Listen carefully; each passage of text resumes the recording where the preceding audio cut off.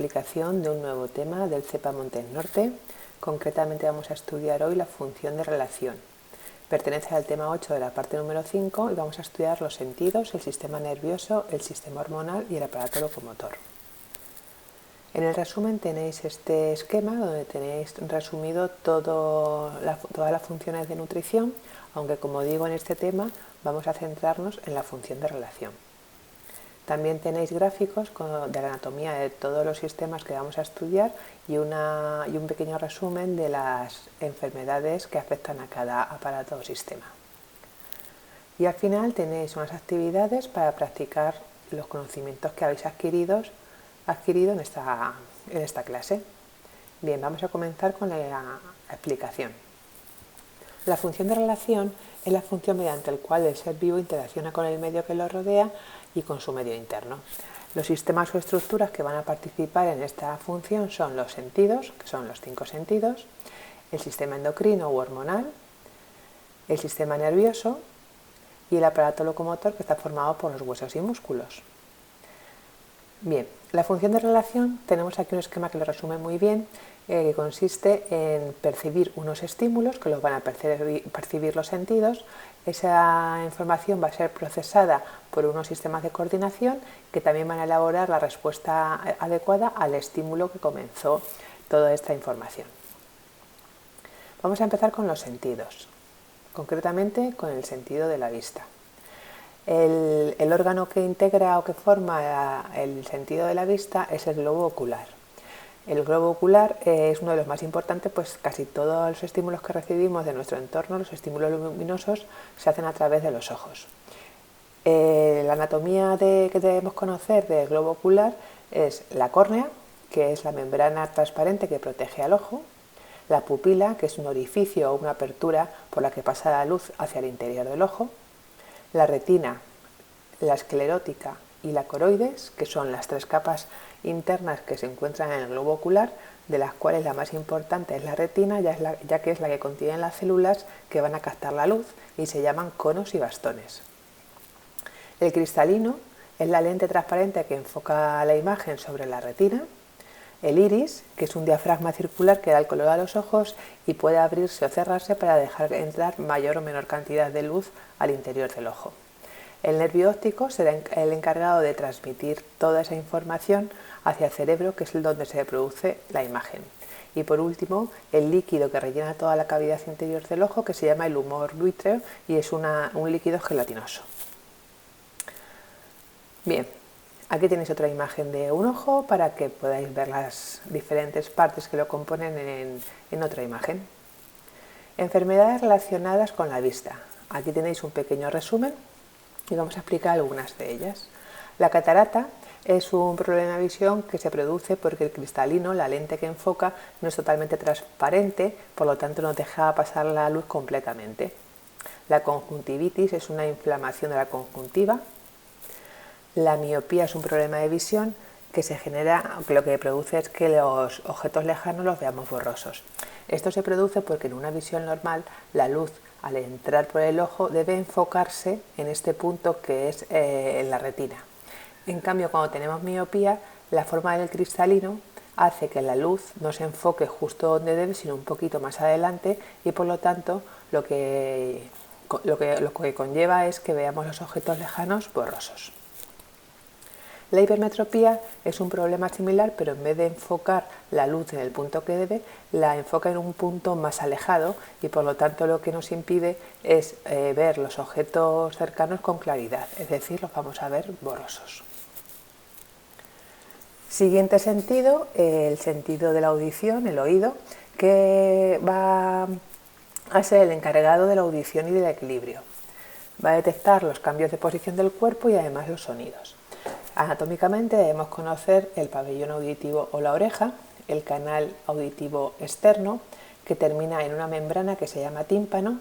Cuando impacta la onda sonora sobre el tímpano, produce una vibración que se transmite a los huesos, martillo, yunque y estribo, que a su vez terminan en el caracol o cóclea, al que transmiten la vibración. El caracol o cóclea también tiene unos canales semicirculares que, como veremos, se va a encargar del equilibrio. Y por último tenemos el nervio vestibular y el nervio auditivo, que se encargan de transmitir la información de esa vibración sonora hacia el cerebro, que es el que realmente oye. Además tenemos un conducto que se llama la trompa de Eustaquio, que conecta el sentido del oído con la cavidad bucal y nasal. Algunas de las enfermedades propias de este sentido pues son la sordera, la otitis o problemas de equilibrio. Aquí tenemos un resumen de algunas funciones saludables, de algunos usos saludables del oído, como por ejemplo evitar el uso de bastoncillos, no limpiar las orejas con objetos puntiagudos, no escuchar música o televisión a volumen muy alto o con auriculares, etc. En cuanto al equilibrio, que también se detecta por el sentido del oído, reside en los canales semicirculares, como hemos visto anteriormente. En estos canales semicirculares existe un líquido que se llama endolinfa, que cada vez que movemos la cabeza provoca el movimiento de ese líquido y por lo tanto una especie de pelos o cilios que hay en el interior que mandan señales al cerebro. Cuando el cerebro recibe estas señales, las interpreta y envía órdenes a los músculos para que mantenga el equilibrio del cuerpo. Siguiente sentido, el olfato. Con el olfato captamos estímulos producidos por sustancias químicas que entran en nuestro organismo a través del aire. El órgano receptor del olfato se encuentra en la nariz, que está dividido en dos fosas, las fosas nasales, que están separadas entre sí por un tabique. Dentro de la cavidad nasal tenemos que conocer la pituitaria roja, que es la que calienta el aire que introducimos por la nariz, la pituitaria amarilla, que es la que contiene las células que captan las sustancias aromáticas, el bulbo olfatorio, que va a recibir toda esa información a través de unas ramificaciones nerviosas y la va a enviar al nervio olfatorio, que llega al cerebro, que es el que realmente recibe el olor. En cuanto al sentido del gusto, pues también son sustancias químicas, o sea, el estímulo es una sustancia química que está en el sabor de los alimentos y se disuelve en el agua de la saliva. Estos receptores se encuentran en la boca, sobre todo en la lengua, y se agrupan formando las papilas, que es unos botones que le dan ese aspecto rugoso a la lengua. Cada papila está especializada en detectar un determinado sabor, que son 4: dulce, salado, amargo y ácido. Y tenemos que conocer en qué parte de la lengua se perciben esos sabores. Enfermedades relacionadas con el gusto y el olfato, ya que son dos sentidos muy relacionados, pues son la edad. Es un factor más que una enfermedad, sobre todo en las personas ancianas, que hace que el olfato se pierda un poquito el sentido del olfato, alguna lesión neurológica, infecciones o inflamaciones tanto en la parte superior del aparato respiratorio como en la boca, pólipos nasales, problemas dentales, etc. Y por último, el último sentido que vamos a estudiar es el tacto, que reside en la piel. Entonces, en la piel tenemos una especie de sensores que pueden percibir estímulos como el dolor, el frío, el calor, la presión, a través de unos receptores que se sitúan, como digo, en la piel. Dentro de la piel, en cuanto a la anatomía, tendremos que saber las capas que lo componen, que son desde el exterior al interior: epidermis, dermis e hipodermis. Factores o enfermedades que afectan a la piel son muy variadas, por ejemplo, alergias o infecciones producidas por virus, hongos, parásitos, la psoriasis, que es una enfermedad autoinmune que produce descamación, picor, enrojecimiento, o melanoma, que es un cáncer de piel asociado a los melanocitos, que son las células que producen la melanina. Bien. Si volvemos al esquema de la función de relación, hemos estudiado de momento la percepción de los estímulos a través de los sentidos y ahora vamos a ver cómo se procesa esa información en el sistema nervioso y cómo elaboramos la respuesta adecuada a ese estímulo, que son los sistemas de coordinación, que son el sistema nervioso, el endocrino y el aparato locomotor. Bien, vamos a empezar a estudiar los sistemas de coordinación con el sistema nervioso y el sistema endocrino.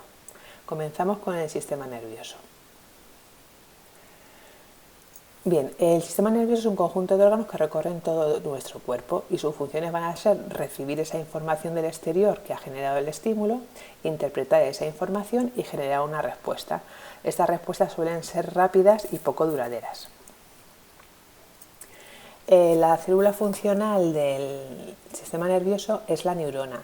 Es esta célula que tenemos aquí, que tiene una forma estrellada y son capaces de comunicarse entre ellas. Realmente entre ellas no hay conexión, pero se conocen a través de un proceso que se llama sinapsis. Es decir, cuando el impulso comienza a recorrer una neurona, esta libera unos neurotransmisores, que son unas sustancias químicas que conectan con la siguiente neurona para que el impulso siga transmitiéndose, y esa neurona nuevamente liberará neurotransmisores que se conectarán con la siguiente neurona. ¿De acuerdo? Entonces, este es el proceso que se llama sinapsis, comunicación entre las neuronas. Bien, el sistema nervioso lo podemos dividir en función de su localización, es decir, dónde se encuentra o en la función que hace, o bien el tipo de control que ejerce. Aquí tenemos un esquema donde vemos, en función de la localización, tendremos el sistema nervioso periférico y el central, en relación a la función sensorial o motor, y en relación al control que ejercen, somático o autónomo. Este es el esquema que tenéis en el resumen, donde según la localización hablaremos del sistema nervioso central, que está formado por el encéfalo y la médula, ahora los veremos, el sistema nervioso periférico, que está formado por los nervios, de los cuales hablaremos de los motores y los sensitivos, y luego en cuanto al control, pues podemos diferenciar el sistema nervioso somático, que es el voluntario, actos que yo ejerzo o realizo voluntariamente, el sistema nervioso autónomo, que es involuntario, es decir, reacciones que yo no realizo voluntariamente, como por ejemplo la respiración. En cuanto a la función, hablaremos de nervios sensitivos, que traen información de los sentidos, y nervios motores, que es lo que activan el movimiento para generar la respuesta. Vamos a estudiar el sistema nervioso central anatómicamente, que está formado por el encéfalo y la médula espinal. El encéfalo está bajo el cráneo y la médula espinal recorre toda la espalda y está protegido por las vértebras que forman la columna vertebral. Dentro de la parte del encéfalo tenemos que diferenciar las estructuras que lo componen, que es el cerebro, el mesencéfalo, puente de Barolio, bulbo raquídeo y el cerebelo. Y dentro de la médula espinal pues hay diferentes zonas que las conocemos como cervical, torácica, lumbar y sacra. Ese es el sistema nervioso central. En cuanto al sistema nervioso periférico, está formado por los nervios. Los nervios son unas estructuras que salen del sistema nervioso central hacia todas las partes de nuestro cuerpo para que todas ellas envíen información al centro, al sistema nervioso central, o del sistema nervioso central reciban la respuesta adecuada. Tenemos diferentes tipos bueno, los nervios se clasifican también por su posición. Un ejemplo para entender todo esto del control nervioso central y periférico es esta imagen que os he puesto aquí. Si tenemos un estímulo que es el calor, el estímulo va a viajar por un nervio sensitivo, esto sería el sistema nervioso periférico, hasta el sistema nervioso central. Aquí tenemos un corte transversal de la médula, la cual va a generar la respuesta adecuada a ese estímulo y va a mandar esa respuesta a través de este nervio motor, hablamos ya del sistema nervioso periférico, y va a llegar hasta el bíceps. Y en esa respuesta será contraer el bíceps para alejar la mano de la fuente del estímulo, en este caso la fuente de calor.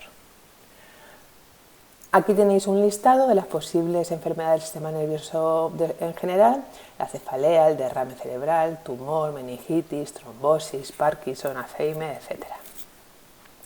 Siguiente sistema de coordinación es el sistema endocrino. El sistema endocrino es un sistema que va a regular funciones de muchas funciones de nuestro cuerpo: el crecimiento, el metabolismo, la sexualidad, el sueño, la conducta, etc. Está formado por unas glándulas que las tenemos aquí en este gráfico en color rosado, y son las estructuras que van a fabricar las hormonas. Las hormonas son unas sustancias químicas que, una vez liberadas a la sangre por las glándulas, van a realizar funciones muy específicas. Por ejemplo, la hormona insulina controla los niveles de glucosa. La hormona testosterona controla la sexualidad masculina. Los estrógenos, la femenina. Aquí tenéis otro gráfico esquemático con todas las glándulas y la mayoría de las hormonas que cada uno segrega. Enfermedades propias del sistema endocrino, la diabetes, se produce cuando el páncreas no produce suficiente insulina y como consecuencia la concentración de glucosa en sangre varía. El hipertiroidismo se produce por una hiperactividad de la glándula tiroides, con lo que se produce el aumento de concentración de las hormonas tiroideas en la sangre. El hipotiroidismo es lo contrario. Hay una ligera ineficacia de la glándula tiroidea a la hora de fabricar su hormona y por lo tanto habrá un problema por hipoactividad. El enanismo, el gigantismo también son enfermedades del sistema endocrino.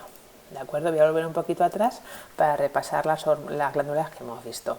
El hipotálamo, la hipófisis, la tiroides, las glándulas paratiroideas, las cápsulas suprarrenales, el páncreas, los ovarios en la mujer y los testículos en los hombres. Estas son todas las glándulas que debéis conocer, productoras de hormonas. Enfermedades ya las hemos visto, pasamos al siguiente sistema locomotor. El sistema locomotor es el que ejerce el movimiento en nuestro cuerpo. ¿De acuerdo? Entonces está formado por el sistema óseo, que son los huesos, los cartílagos y las articulaciones. Aquí tenéis un gráfico. Y el sistema muscular, que son tendones y músculos. Ambos combinados producen el movimiento de nuestro cuerpo y mantienen la posición corporal.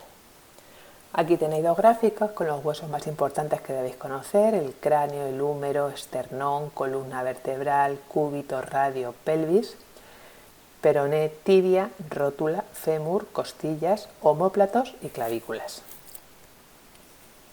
En cuanto al sistema muscular, pues también tenemos aquí diferentes esquemas para conocer los más importantes.